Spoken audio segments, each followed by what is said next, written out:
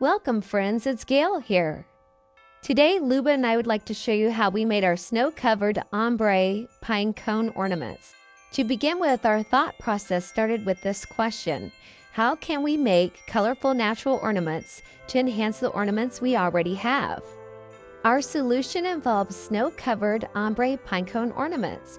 We wanted to create a fresh look of snow ranging from light to dark. To do this, we used 2 different colors and created 5 variations, 5 different values, ranging from light to dark. Click on More in the description area and scroll down and you can find all of the materials that we use. We will continue working with pine cones in future videos, so if you'd like to subscribe and click the notification, we will share this video with you within the next 2 months. Here's how we create our ornament beaded caps. We like to use beads that already have a hoop on top and combine it with another bead underneath. This is what the beads look like, and you can buy them off of Amazon. I buy 100 at a time, and they have different colors as well. So you can see the little ring at the top, and if you want, you can just glue it directly onto the pine cone and skip the other bead. It is a little bit more difficult to add the other bead underneath. However, after trying many glues, we found 2 glues that seem to work pretty well with this. Also, we use pipe cleaners, especially the muted green ones that you can buy at Hobby Lobby to hang our ornaments. We take pipe cleaners and cut them into thirds and attach them so it looks like a natural part of the tree. We highly recommend using an egg carton to prop your pine cones up. This creates a really solid surface and flat surface where you can apply the beads. Otherwise, the beads have a tendency to fall off. If the pine cone's a little bumpy, we use sandpaper to sand it off a little bit so the bead will sit comfortably. Here are the 2 glues we recommend. The first glue is Tite Bond Quick and Thick Multi-Surface Glue. You can buy this at the hardware store. The second glue is Loctite Superglue. This glue can be bought at the Dollar Tree. After applying glue to the center of the top of the pine cone, we set the first bead in, and then we let it dry for 30 minutes before adding the second bead.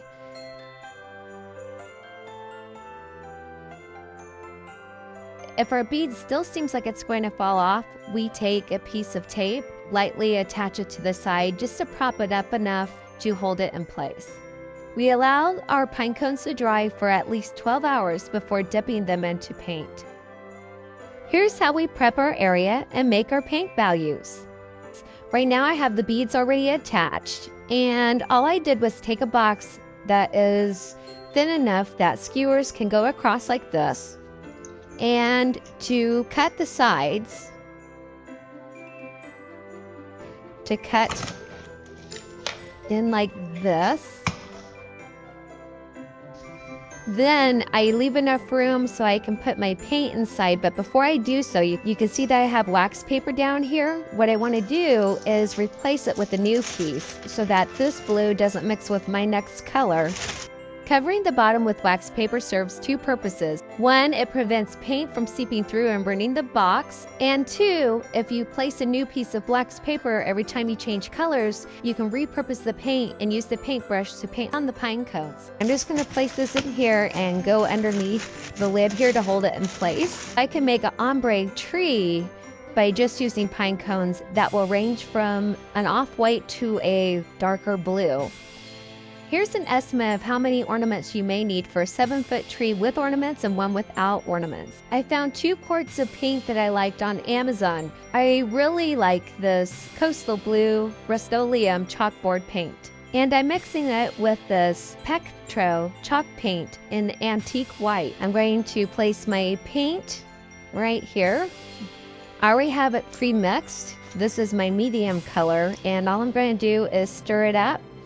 And you can see that it's got a nice consistency. I already added water to it, so I mixed the 2 paints together, and I have added about 1/4 water. You want it to be kind of runny like this, and I might just add just a tiny bit more. It depends on how thick the paint you want on your pine cone. So I'm just going to put a tiny bit more in and mix this in. I don't think that will change too much. You want enough that will drip off so you don't leave these really heavy drips on it. And you can also keep them more as a wash too, so that works as well. Here's a pipe cleaner cut into thirds, and all I'm going to do is thread it through here. And since my box is not terribly deep, I'm just going to twist it down here at the bottom. That way I can run the skewer through it. And I have this set up so I can do several at once. I just keep moving them back once they are painted. Now it's time for the fun part. Dip and paint our pine cones. Let's go ahead and paint this one. When dipping the pine cones, it's also a great idea to have a brush with you so that way you can brush the paint up on top, not to go into your beads too much. And the cool thing is, if you do go into the beads, you can scrape this off later as long as you don't put a wax or a finish coat on it. You can scrape it off. And I'm going to start to dip it in. Let's see if I can move this so you can see a little bit better. And I'm just dipping it all the way in and going to the sides to cover as much as I can.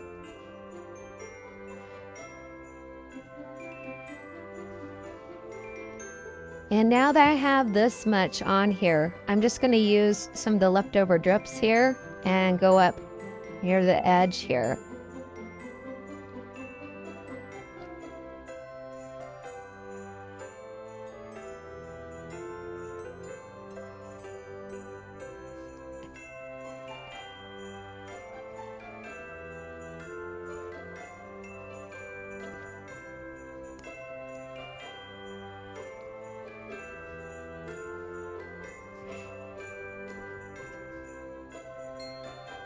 And once I have this, I'm just going to let it continue to drip and move it over to the side here.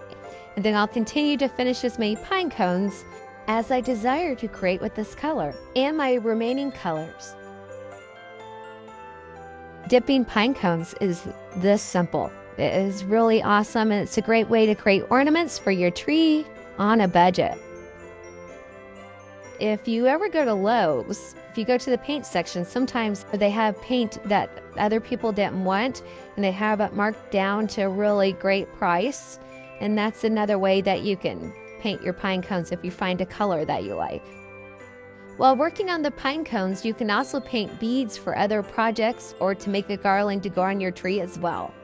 Here's a condensed version of how we decorated our tree with pine cones and picks from Michael's.